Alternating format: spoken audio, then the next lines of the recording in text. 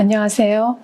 저는 오늘 평화는 인권이다라는 주제에 대해서 말씀드리고자 합니다. 평소 여러분들께서는 평화를 무엇이라 생각하고 계시는지요? 제 주변 분들은 평화를 군사력이나 경제력이라고 생각하시는 듯 합니다. 최근 경제전쟁이나 무역전쟁이라는 말도 나오고 있으니까요. 어떤 관점에서 보느냐에 따라 평화는 군사력이나 경제력 혹은 인권으로 말할 수는 있습니다. 그래서 제가 왜 평화를 인권으로 보는가, 평화에 대한 인권의 내용은 무엇인가를 말씀드리기 전에 평화를 이해하는 세 가지 관점에 대해서 먼저 말씀드리도록 하겠습니다. 평화에 대한 관점은 크게 세 가지로 나누어 볼 수 있는데요. 가장 전통적인 관점은 평화주의입니다. 이 관점은 절대적으로 전쟁과 폭력을 반대합니다. 전쟁은 늘 무고한 자들을 죽이기 때문에 결코 도덕적 정당성을 가질 수 없다고 합니다. 평화주의를 반대하는 사람들이 자주 하는 비판은 국가가 공격을 받는다고 해도 총칼을 들지 않을 수 있느냐, 혹은 강도가 집에 침입해 들어와 가족을 해하려 할 때도 폭력을 쓰지 않고 지켜만 볼 수 있는가라는 질문입니다. 이런 비판은 대체로 현실주의에서 나옵니다. 현실주의는 모든 국가가 국제 관계에서 추구하는 것은 자국의 이익이기 때문에 국가 간의 관계는 늘 피할 수 없는 갈등을 내포한다고 봅니다. 자국의 이익이란 국가 안보와 경제적 번영을 뜻하는 것이겠죠. 이 과정에서 발생하는 갈등 관계는 도덕적으로 해결될 필요도 없고 도덕적으로 해결도 되지 않는다는 것입니다. 이런 논리는 자국의 이익을 위해서는 국가 간 갈등을 전쟁을 통해 해결할 수 있음을 시사합니다. 평화주의는 폭력적 상황에 대한 대응 측면에서 약하고 현실주의는 국가의 이익을 위해서라면 전쟁을 불사한다는 논리죠. 이 양극단의 견해를 중재하는 중간적 입장이 정당한 전쟁론입니다. 이 양극단의 견해를 중재하는 중간적 입장이 정당한 전쟁론입니다. 이 견해는 몇 가지 기준이 충족되면 전쟁을 할 수 있고 이 전쟁은 정당하다는 견해입니다. 이들이 말하는 기준은 6가지인데요. 정당한 명분, 선한 의도, 비례성, 성공 가능성, 최후의 수단, 그리고 적법한 권한입니다. 여기서 선한 의도란 악을 끝내기 위한 의도로 시행되는 전쟁을 말합니다. 비례성이란 전쟁을 수용하는 비용보다 그 이득이 커야 한다는 것을 뜻합니다. 이 6가지의 기준들은 모두 논쟁의 여지가 있지만 가장 논쟁이 뜨거운 것은 정당한 명분과 최후의 수단입니다. 전쟁을 하기 위한 정당한 명분은 무엇일까요?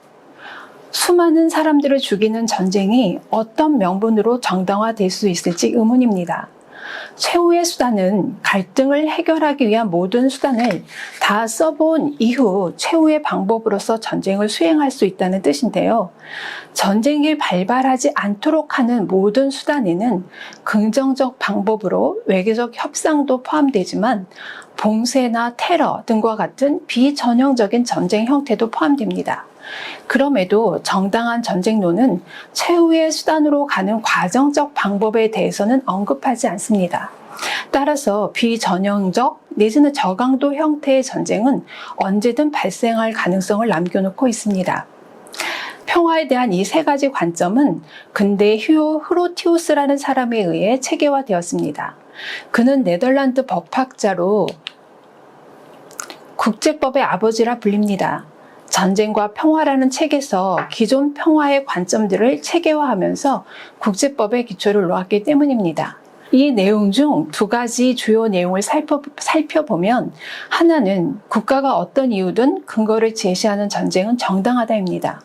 다른 하나는 국가와 국가 사이를 중재할 수 있는 더 높은 차원의 세계 권위가 없으므로 국가들 사이에 갈등이 발생했을 때 전쟁은 그것을 해소할 수 있는 효과적이고 정당한 수단이다입니다. 여기에서 국가란 전쟁을 선포할 수 있는 적법한 권한을 뜻하는데요. 적법한 권한에 의해 근거가 제시되면 모두가 정당한 전쟁이 된다는 말입니다. 예를 들어 A라는 나라가 B라는 나라에 의해 손해를 입었는데 B가 손해배상을 하지 않는다면 A 나라의 왕이나 대통령이 손해배상을 받기 위해 전쟁을 치르겠다고 선포하면 이는 전쟁의 정당한 명분이 되는 것입니다. 무력 침략으로 재산을 빼앗고 사람들을 죽이고 다스릴 수 있는 정당한 권리가 만들어지는 것이죠. 이 논리는 현실주의와 정당한 전쟁론의 관점들이 결합된 것입니다. 이런 국제적 규범은 결국 비극적인 세계전쟁을 허용하고 말았습니다. 제1차 세계대전은 유럽 열강들이 식민지를 개척하는 과정에서 자국의 이익을 확장하려는 열강들 사이에서 벌어진 전쟁입니다. 국가의 이익이 정당한 명분으로 작용한 것이죠.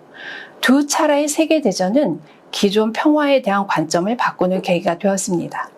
다음으로 평화에 대한 관점이 어떻게 변화했는지 말씀드리도록 하겠습니다. 제1차 세계대전이 종전된 이후에 국제사회는 인류의 비극을 막기 위한 시도를 합니다. 우선 국제평화기구인 국제연맹을 1920년에 창설합니다. 이 기구의 목적은 국제평화와 안전을 유지하고 경제적, 사회적인 국제협력을 증진시키는 것이었습니다. 1928년에 부전조약을 체결합니다. 부전은 전쟁 포기라는 뜻입니다. 전쟁 포기 조약은 평화주의 원리를 세웠는데요. 제1조는 다음과 같이 명시합니다. 조약 체결국은 국제 분쟁 해결을 위해 전쟁에 호소하지 말 것이며 상호 관계에서 국가 정책의 수단으로서 전쟁을 포기할 것을 각자 인민의 이름으로 엄숙히 선언한다. 이런 시도는 성공하지 못했습니다. 20년 만에 제2차 세계대전이 발발했으니까요. 그러나 부전조약은 전쟁이 위법한 것이며 국제 분쟁의 해결책이 아니라는 점을 선포했다는 의의는 있습니다. 국제 평화주의 활동은 2차 세계대전이 끝나면서 본격적으로 진행됩니다. 우선 보다 강력한 세계 권위를 갖추기 위해 국제연맹을 국제연합으로 재창설합니다. 그리고 기존 평화주의를 보다 구체화합니다. 유엔 총회는 보시면 침략 전쟁은 평화에 대한 범죄이며 침략으로 확보되는 영토 취득이나 이익도 합법적으로 승인되지 않는다고 선언합니다. 침략 전쟁을 명백하게 범죄라고 규정하고 있습니다. 그리고 이를 증명하기 위해 전범국에 대한 국제군사재판을 실시하죠. 아시다시피 2차 대전 전범국은 독일과 일본입니다. 1939년 9월 1일에 독일이 폴란드를 침략하면서 전쟁이 발발했고 1941년 일본이 진주만을 습격하면서 태평양 전쟁이 발발했는데 이로써 세계대전으로 확대되었습니다. 전범 재판은 1945년 독일 뉴른베르크에서 1948년 일본 도쿄에서 열리고 주요 인물에 대한 형벌을 내렸습니다. 이런 일련의 활동을 통해 평화주의와 세계적 권위를 세우려는 것이었죠. 이 외에도 유엔 총회는 평화에 대해 다음 몇 가지도 공표했습니다. 무력 행사의 전형은 전쟁이며 전쟁 외의 봉쇄도 무력에 포함시킬 수 있다. 또한 대량 살상 무기, 가공할 파괴력을 가진 무기가 동원되는 정당한 전쟁이란 불가능하다. 이 내용들은 기존의 현실주의 및 정당한 전쟁론의 내용들을 부정하는 것입니다. 국가 간 분쟁은 더 이상 전쟁으로 해결될 수 없으며 전형적 전쟁을 발발하기 이전에 사용할 수 있는 비전형적인 전쟁도 무력이라고 인정했으니까요. 이 대목에서 잠시 비전형적 전쟁인 봉쇄 방식에 대해 생각해 보도록 하겠습니다. 북한의 경우 2002년 미국 부시 정권 때부터 봉쇄 상태에 있습니다. 북한이 경제적으로 얼마나 어려울지 느껴지는 대목입니다. 유엔 식량 농업기구 보고에 따르면 올해 2021년 북한 식량 부족분이 86만 톤이라고 합니다.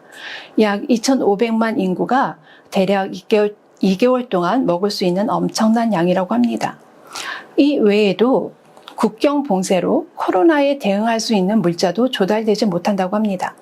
이렇게 장기적 봉쇄는 한 나라의 경제를 파괴시키는 것은 물론 전염병 시대에 수많은 인구가 기근과 전염병으로 사망하는 것을 허용하고 있습니다. 이런 비전형적 전쟁 방식은 전형적 전쟁보다 덜 참혹하다고 말할 수 없습니다. 아울러 가공할 만한 살상 무기는 핵무기, 군용기, 미사일을 창작한 잠수함 등만이 아닙니다. 우리가 현재 겪고 있는 코로나 바이러스를 생각해 보십시오. 바로 세균이나 바이러스 같은 생물학 무기도 대량 살상을 일으킬 수 있습니다. 요즘 미국과 중국 사이에서 코로나에 대한 책임 공방이 한창입니다. 미국에서는 중국 우한 연구소의 불찰로 코로나 바이러스가 유출되었다고 주장하고 있습니다. 중국은 이에 대해 반박하고 있는데요. 내용을 간추려 말하면 미국 육군에 포트 디트릭이라는 연구소가 있는데 이 연구소는 고위험군 바이러스를 연구한다고 합니다.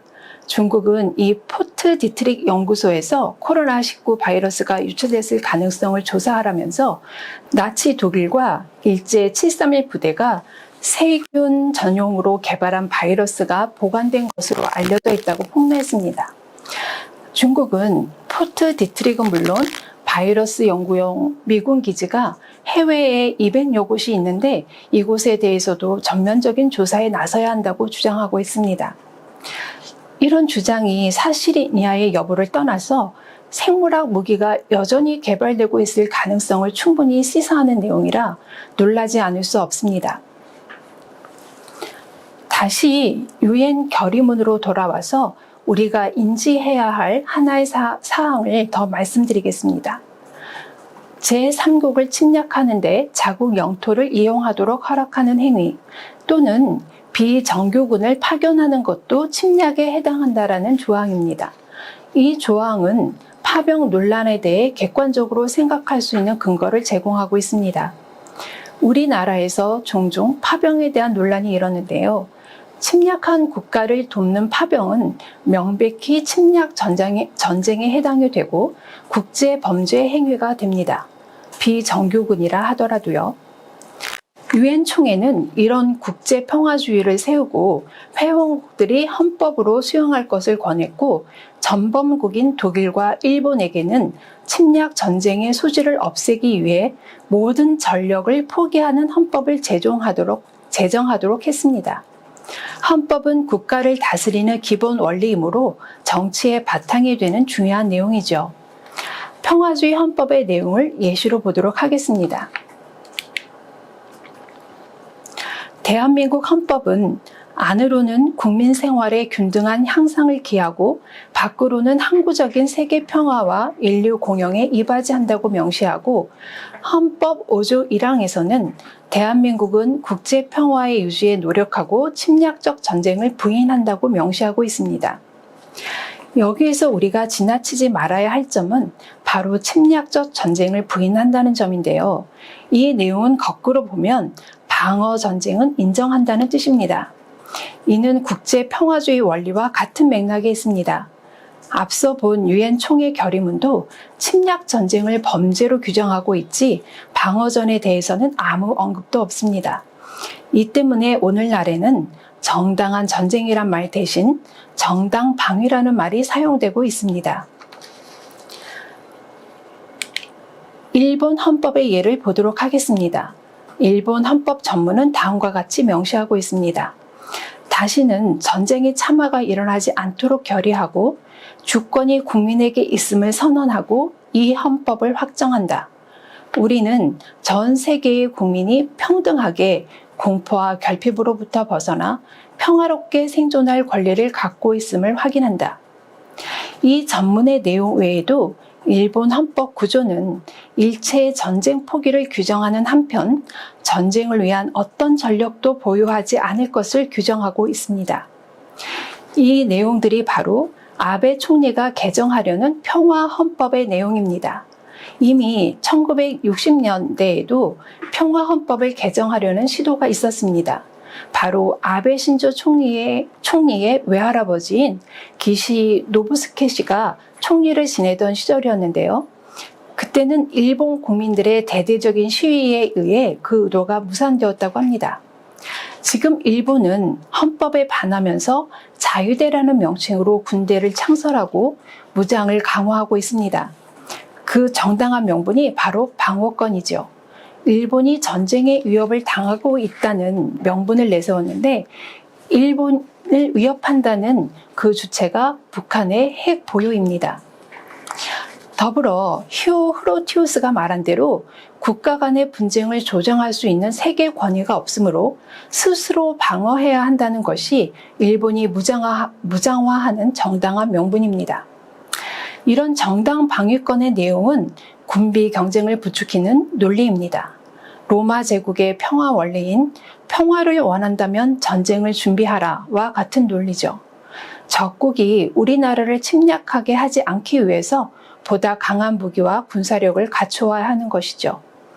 모든 나라가 이 논리에 따른다면 모든 나라는 점점 더 강한 무기를 소유하려고 할 것이며 늘 전쟁을 준비해야 하는 것입니다. 또한 군비 경쟁은 군수산업을 성장시키는 결과를 가져오겠죠. 군수산업은 막대한 자본을 투자해서 새로운 무기를 개발하고 다른 나라에 판매하여 이익을 남깁니다. 우리나라도 군수산업을 국가전략산업 혹은 신성장 동력 산업으로 육성해 왔는데요. 특히 이명박 정부는 무기 수출 세계 7위 국가 진입을 목표로 해 무기 산업을 발전시켰습니다. 정당 방위의 논리가 여전히 이런 주요 문제들을 발생시키고 있지만 다른 한편으로 국제사회의 평화운동 역시 꾸준히 발전하고 있습니다. 2차 세계대전 종전 후 국제평화주의 맥락에서 여러 나라에서 평화선언이 발표되었습니다. 맨 먼저 세계인권선언을 주목해야 합니다. 1948년 공표되었는데요. 이때는 냉혹한 냉전 시기였기에 반공을 넘어설 수 있는 가치는 없었습니다. 이런 시기 인권을 가장 중요한 가치로 제시한 세계인권선언은 인류 역사에서 너무 중요한 의미를 가지고 있습니다. 전 인류는 이 선언이 발표된 12월 10일을 인권의 날로 기념하고 있을 정도입니다. 이 선언 전문에는 다음과 같이 명시되어 있습니다. 우리가 인류 가족의 모든 구성원이 지닌 타고난 존엄성을 인정하고 그들이 남과 똑같은 권리 그리고 빼앗길 수 없는 권리가 있다는 사실을 인정할 때 자유롭고 정의롭고 평화적인 세상의 토대가 마련될 것이다. 여기에서 평화는 인간의 권리와 연결되어 있습니다.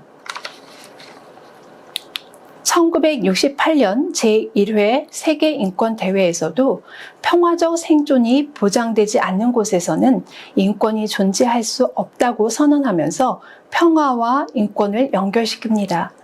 이렇게 제2차 대전 이후 평화선언들은 국가 안보 내지 국가 이익보다 인간의 권리를 평화의 중심 문제로 내세우고 있습니다. 이런 견해는 자유민주주의 측에서만 제시된 것이 아니라 사회주의 측에서도 제시되었습니다. 사례로 1950년 동독의 바움가르텐이라는 분이 평화에 대한 권리는 인간의 모든 권리 중에서 실제로 가장 중요한 의미라고 말했다고 합니다.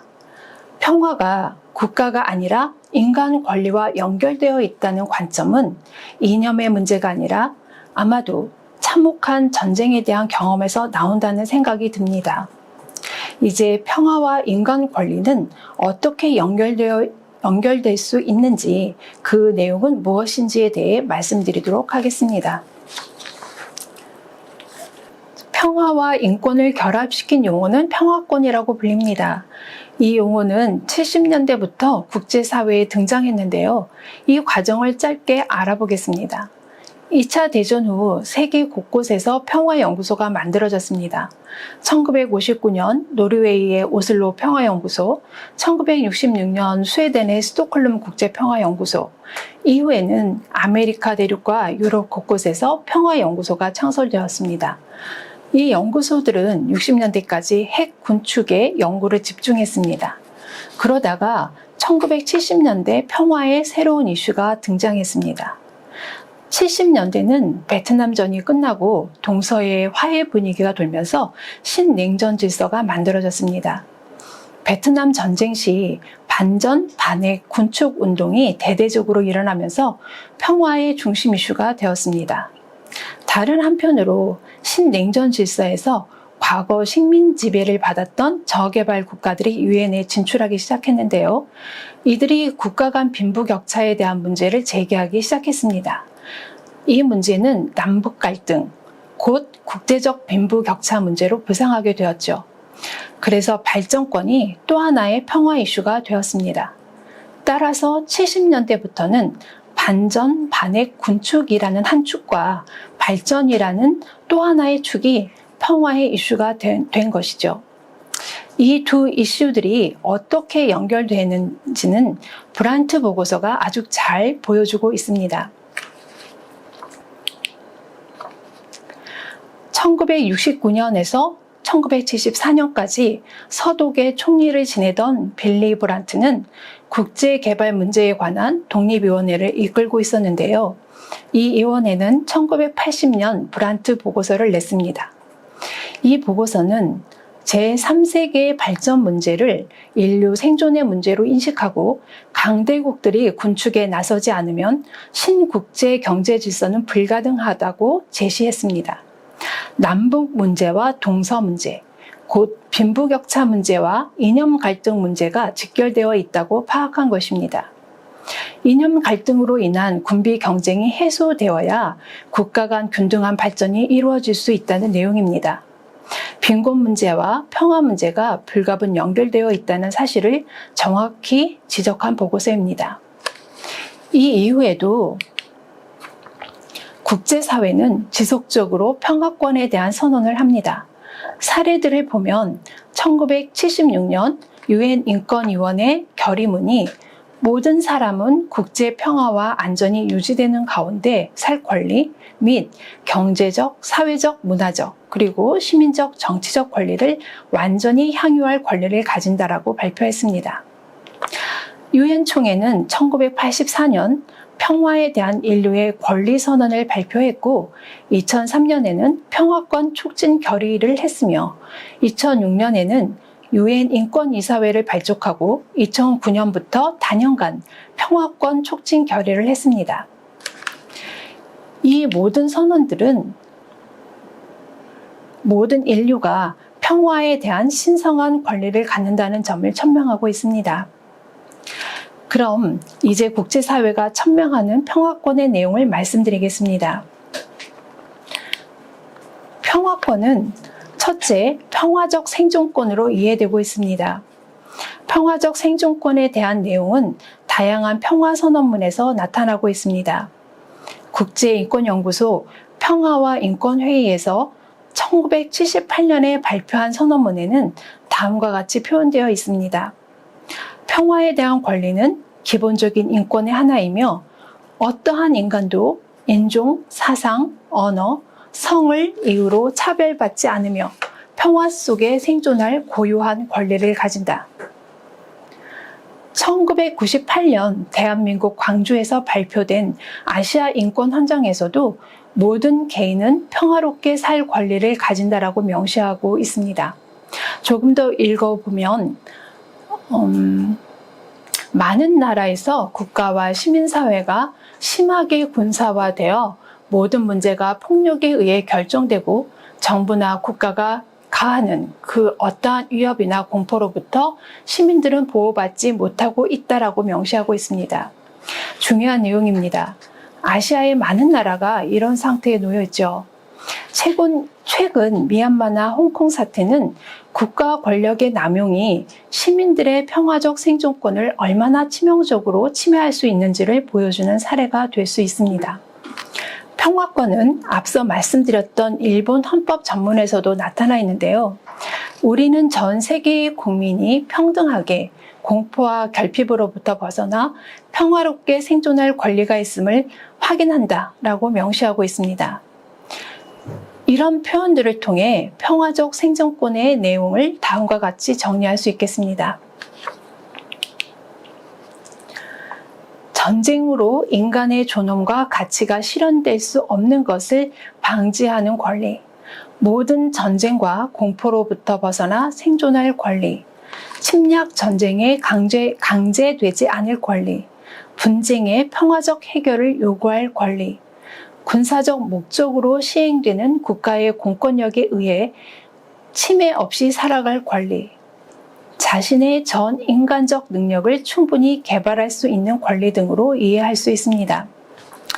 여기에서 두 가지에 대한 부연 설명을 붙여보겠습니다. 침략 전쟁에 강조되지 않을 권리에 대한 사례를 들자면 징병 거부권, 양심적 병역 거부권을 말할 수 있겠습니다. 우리나라에서 양심적 병역 거부는 오늘날에 와서야 법적으로 수용되고 있습니다. 이에 대한 논란이 한참일 때 우리 대학생들에게 찬반 여부를 물어본 적이 있습니다. 찬반의 근거가 아주 뚜렷했는데요. 병역 의무를 마친 학생들은 반대였고 입대해야 하는 학생들은 찬성이었습니다. 물론 이런 주관적 근거 외에 객관적으로 판단하려는 학생들의 질문도 있었는데요. 하나는 양심적 병역 거부가 정말 양심에서 나온 것인지 병역 의무를 피하기 위해 변명인지 확신할 수 없다는 것이었고, 다른 하나는 대한민국은 여전히 분단 국가인데 개인의 양심이 국가보다 중요한지에 대한 내용이었습니다. 다 일리 있는 질문이죠. 그러나 우리가 참고할 만한 사실이 있습니다. 냉전시대, 그것도 사회주의인 동독에서 양심적 병역 거부를 수용했다는 것입니다. 그 나라에서는 이미 대체복무제가 실행되고 있었습니다. 개인의 도덕적 근거인 양심을 그 당시 국가가 법적으로 인정했다는 사실은 우리나라에서 정말 놀랄만한 사례입니다. 우리나라도 양심적 병역 거부를 수용하면서 점차적으로 평화에 대한 인간의 권리를 보다 진지하게 수용하게 될 것이라 기대합니다. 다음, 군사적 목적으로 시행되는 국가의 공권력에 의한 침해 없이 살아갈 권리에 대해 말씀드리겠습니다. 군사적 목적으로 국가가 시행하는 일이란 대표적으로 군사훈련, 그리고 군무기 설치 등입니다. 이로부터 받는 침해를 우리나라의 사례로 들자면 미군 기지와 군비 시설이 있는 지역 주민들에 대해 말씀드릴 수 있겠습니다. 왜냐하면 이런 지역들은 유사시 적국의 공격 목표가 될 가능성이 높기 때문입니다. 공중전에 대한 국제 규칙을 보면 공중 폭격의 파괴가 명백히 군사적 이익을 줄 수 있는 목표로 행해진다면 적법하다라고 규정하고 있습니다. 제네바 조약 추가 의정서에서도 같은 말을 확인해주고 있는데요. 군사기지에 대한 공격과 이른바 무방비 지대에 대한 공격을 구별하면서 군사기지가 있는 지대에 대한 공격은 적법하다고 보았습니다. 그렇다면 군사기지 및 군무기가 배치된 지역에 사는 주민들은 유사시 공격을 받을 가능성이 높으며 이로 인한 피해는 국제법으로도 보호받지 못하게 됩니다. 우리나라에서 2005년 미군 기지를 평택으로 이전한다는 협정이 체결되었는데요. 평택 주민들은 이 협정이 주민들의 평화적 생존권을 침해한다고 주장하며 2005년 평택 미군 기지 이전 위헌 소송을 냈습니다. 헌재는 2006년 2월 23일에 판결문을 냈습니다. 이 판결문에 의하면 평택으로의 미군기지 이전 협정은 미군기지 이전에 불과해 평화적 생존권을 침해하지 않는다고 하면서 이 소송을 기각했습니다. 이 소송권은 우리나라 헌법사에서 중요한 의미를 가지고 있습니다. 왜냐하면 평화적 생존권이라는 용어가 언급된 최초의 판례이기 때문입니다. 이 소송은 기각되었지만 헌법학자들이 평화적 생존권에 관심을 가지고 연구하게 된 하나의 계기라고 합니다. 사실 군사훈련과 군무기 배치 같은 국가행위 영역은 국가의 존립과 관계된 것이지 인권 문제가 아니라는 생각이 지배적이긴 합니다. 국민의 평화적 생존권보다는 국가의 군사력이 더 중요하게 생각되는 것이죠. 이런 관점에서는 평화적 생존권이 국가 공권력 행사의 걸림돌로 인식될 수 있습니다. 그러나 군사훈련, 군기지 건설, 군무기 배치와 같은 국가 행사에서 얼마나 많은 사람들이 피해를 보고 있는지 우리는 간과해서는 안 될 것입니다. 2002년 6월 미 2사단 소속 장갑차가 치어 죽인 신효순과 신미선 중학생들, 이 외에도 군사훈련 때 미군의 총알바지로 돌아가신 민간인 분들이 많이 계십니다. 이런 사례들은 군사 문제가 단지 국가 공권력에 대한 문제가 아니라는 사실을 반영합니다. 국가 공권력은 이런 문제들을 평화적 생존권을 고려하여 결정해야 할 당위적 의무가 있습니다. 다음 평화권에 대한 두 번째 의미를 말씀드리겠습니다. 국제연대권입니다. 이 그림의 내용은 우리나라 고등학교 교과서에도 나오는 내용입니다. 연대권은 제3세대 인권으로 포함이 되고 있고요. 국경을 초월한 인권 보장을 위한 연대입니다. 그래서 연대권은 지구촌 구성원 모두의 인권 보장을 위해 함께 노력할 것을 강조하고 있다는 내용이죠.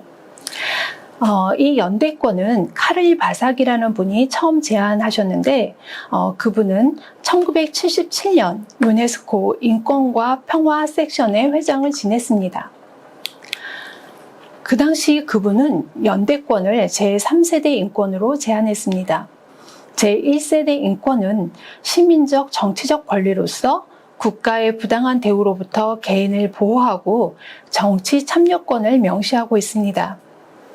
제2세대 인권은 사회적, 경제적 권리로서 개인들이 국가로부터 받을 수 있는 혜택들을 명시하고 있습니다.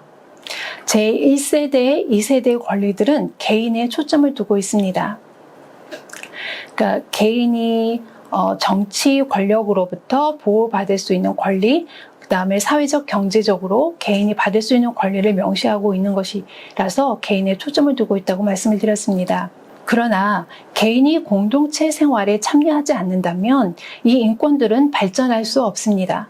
그래서 인간다운 삶은 개인의 자유와 평등에만 충족될 수 없고 공동체 안에서 서로 연결된 사람들에 대한 공감대도 필요합니다. 제3세대 권리인 연대권은 인류 가족이 평등하고 정의로운 사회로 나아가기 위해 매우 중요한 권리라고 여겨집니다. 평화와 인류애를 밀접하게 연결시키고 있고 평화와 발전에 대한 권리를 인정하면서 이에 관련된 모든 문제에 국제적으로 연대할 권리를 뜻하기 때문입니다. 이런 맥락에서 평화에 대한 권리는 개인의 권리이자 집단적 권리로 해석됩니다. 국가 공동체의 평화 없이 개인의 평화는 실현될 수 없고 개인의 평화권을 인정하지 않는 국가는 평화로운 정치 공동체가 될 수 없기 때문입니다. 따라서 평화와 인권회의가 공표한 바와 같이 평화권 존중은 다른 인권과 마찬가지로 인류 공통의 이익을 위한 것이며 모든 지역과 국민의 발전을 위해 불가결한 조건입니다. 마지막 평화권의 세 번째 의미로 인간 안보를 말씀드리고자 합니다. 인간 안보라는 개념은 1994년 유엔 개발 계획의 인간 개발 보고서에서 처음으로 사용되었습니다.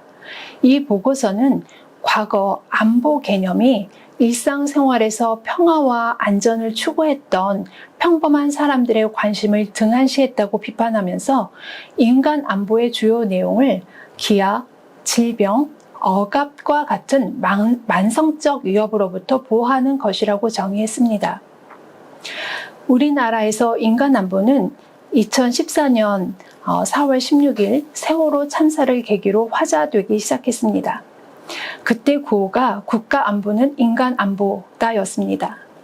국가 안보의 목적은 바로 국민들을 보호하는 것이기 때문에 국가 안보의 의미가 제대로 이해되기 시작했다고 여겨졌습니다. 2012년 유엔 인권이사회 자문위원회 평화권 보고서는 평화권은 인간의 안전 보장을 위한 권리이고 그래서 평화와 모순되는 구조적 불평등을 배척하고 빈곤을 없애기 위한 메커니즘이 발전되어야 한다고 명시하고 있습니다. 이렇게 저는 평화권을 평화적 생존권, 국제연대권, 인간안보라는 세 가지 뜻으로 말씀드렸습니다. 마지막으로 평화를 어떻게 만들 수 있는지 짧게 말씀드리겠습니다. 평화는 소극적 의미와 적극적 의미 두 가지로 정의됩니다. 소극적 의미로 평화는 폭력적 전쟁이 없는 상태입니다. 이 상태를 유지하는 것이 평화입니다. 적극적 의미의 평화는 전쟁과 갈등을 일으키는 구조적 폭력을 없애는 것입니다. 구조적 폭력이라 하면 군비 경쟁, 국가 간 경제적 불평등, 다른 나라 문화나 정치 형태에 대한 혐오 등을 말할 수 있겠습니다. 이런 갈등의 요소를 없애면서 평화를 만들어내는 것이 적극적 의미의 평화입니다. 현재 한반도 상황은 소극적 의미에서 평화 상태로 볼 수 있지만 적극적 의미로는 평화 상태라고 볼 수 없습니다. 정전, 곧 휴전 상태는 종전, 곧 전쟁이 끝난 상태가 아니라 말 그대로 전쟁을 쉬고 있는 상태입니다. 여전히 우리는 군사훈련을 하고 신무기를 도입하면서 전쟁을 준비하고 있습니다. 아시아 국가 모두가 그렇게 전쟁을 준비하고 있습니다. 이런 상태에서 국가 이익을 기준으로 본다면 전쟁은 쉽게 일어날 수 있지만 평화적 생존권을 기준으로 한다면 전쟁이 쉽게 발발하기는 어렵게 됩니다. 따라서 평화권을 기반으로 평화를 만들기 위한 제언들을 살펴보겠습니다. 인권에 기초한 국가 간 정의를 추구해야 합니다. 인류의 빈곤을 제거하고 복지를 증진시켜 전 인류의 공동선을 목표로 나가야 합니다. 다음, 국가 간 상호 원조와 신뢰를 구축하여 장기적으로 전쟁을 절대적으로 부정하는 목표를 가져야 합니다. 다음으로 점진적으로 군비를 축소하고 군수 산업에 들어가는 비용을 세계평화기금과 인류의 복지기금으로 사용해야 합니다. 또한 모든 국가가 경제적, 사회적으로 균등하게 발전할 수 있도록 노력해야 합니다. 그러면 지금 미국과 중국 사이에 진행 중인 경제전쟁과 같은 크나큰 갈등을 사전에 예방할 수 있을 것입니다. 마지막으로 국제기구가 공정하고 보다 강한 권위를 가질 수 있도록 촉구해야 합니다. 그런 국제기구의 권위야말로 국가 간 갈등을 중재하고 전 인류의 공동선을 추구할 수 있습니다. 이 사안들은 현재 국제사회에서 언급되고 있는 내용들입니다. 우리들이 이 사안들을 인지하고 있다면 세계 평화를 위한 도움이 될 것입니다. 여기까지 평화 문제가 왜 인권 문제인지에 대한 주제에 대해 말씀드렸습니다. 이제까지 말씀드린 내용을 두 가지로 짧게 요약해 보겠습니다. 첫째, 평화에 대한 관점이 역사적으로 어떻게 되어 왔는지 보았습니다. 근대 초까지 평화는 전쟁이 없는 상태를 뜻했고 국가 간 분쟁은 국가의 이익을 위해 전쟁으로 해결할 수 있다는 관점이 지배적이었습니다. 20세기 두 차례의 세계대전을 거치면서 평화는 적극적 의미로 전환되었습니다. 침략 전쟁은 범죄로 규정되었고 국가 분쟁의 해결책이 될 수 없습니다. 비전형적 전쟁 형태도 무력으로 간주됩니다. 구체적인 이슈는 반전, 반핵, 군축과 국제적인 경제적 불평등 해소로 말할 수 있습니다.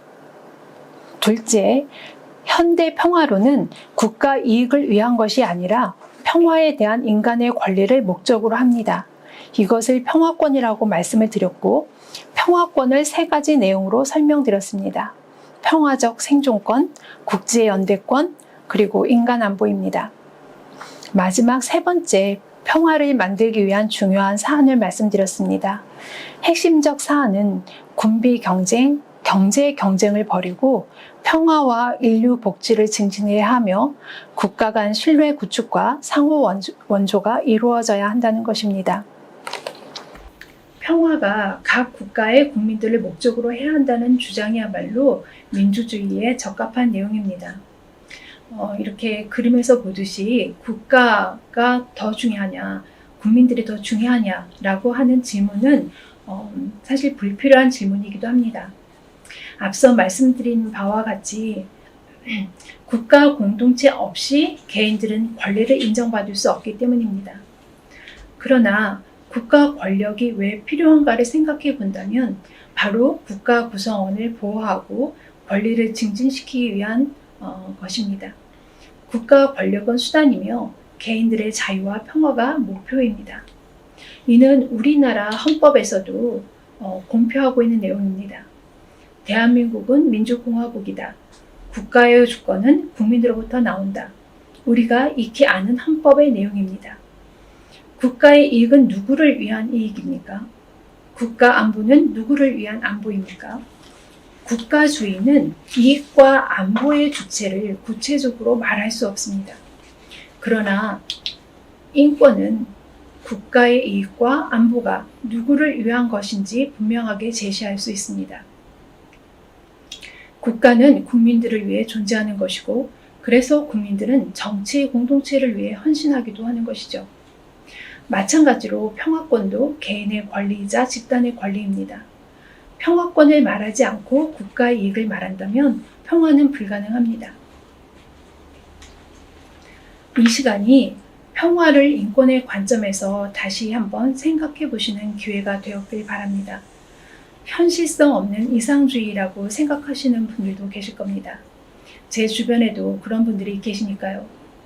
그러나 이런 노력은 현재 국제사회의 현실입니다. 한편으로 국가의 이익을 위한 분쟁들이 끊임없이 발생하고 있기는 하지만 평화권에 대한 노력이 진지하게 진행되고 있다는 점도 사실입니다. 어떤 미래를 만들 것인가는 우리 후손들의 몫이 아니라 우리들의 몫입니다. 미래는 지금 우리가 어떤 결정을 하고 무엇을 지지할 것인가에 달려 있습니다. 희망을 말하면서 제 말씀을 마칠까 합니다. 희망은 거미줄과 같이 미약하지만 연결되어 있다. 세상 모든 것은 불가분의 관계로 엮여 있기 때문이다. 생각은 전염되고 희망도 전염되고 용기도 전염된다. 그러나 희망하지 않는다면 꿈은 결코 이룰 수 없다. 진정한 평화를 위해서 함께 꿈을 꾸기를 바라면서 제 말씀을 마치도록 하겠습니다. 감사합니다.